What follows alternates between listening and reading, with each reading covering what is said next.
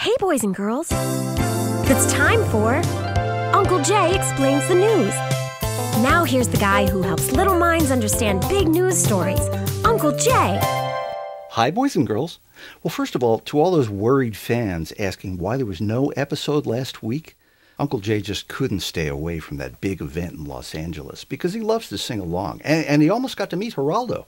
A lot of news happened the past 2 weeks. In Iran, the leader blamed the American media for everything and said that God would tell him what to do next. Kind of the same thing happened here in America, thankfully, though the only violence was to the English language.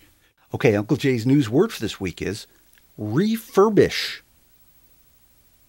You're right, this is one of those words with no prefix. Nothing ever seems to be just furbished or couth or vincible or corrigible. Anyway, lots of things are trying to freshen up and renew and refurbish themselves in the news. For instance, General Motors has come back from bankruptcy, but they're a very different company now.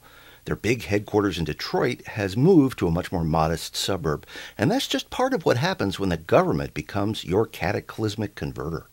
President Obama went around the world last week trying to refurbish America's relations with other countries. First, he went to Russia, where Vladimir Putin seated him at the children's table to discuss policy.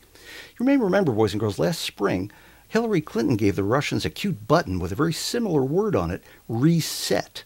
That, of course, is also a computer function for covering your track, for making your browser more efficient.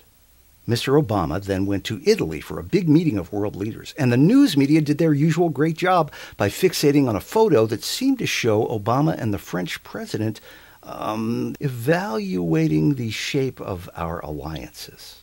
Actually, boys and girls, that picture was very misleading because President Obama had a very cordial time with the French president and his lovely wife during the conference. He also met with the Pope, but there's no time for those pictures right now, boys and girls, because it is time to answer one of your news questions. This week it comes from Jesse in Hot Springs, Arkansas. Hi, Jesse. Jesse writes, "Dear Uncle Jay, some people say that Sarah Palin quitting her job was the dumbest thing she could do, but others are saying it was really smart. How can the news report two things that are so opposite?" Thanks, Jesse. Well, you're always going to find people disagreeing about whether something is a brilliant idea or not. If Sarah Palin decides to run for president someday, it's hard to say now whether quitting was smart or not. And the campaign slogans she might use if she runs in 2012, they're kind of hard to predict now too, but it's fun to try.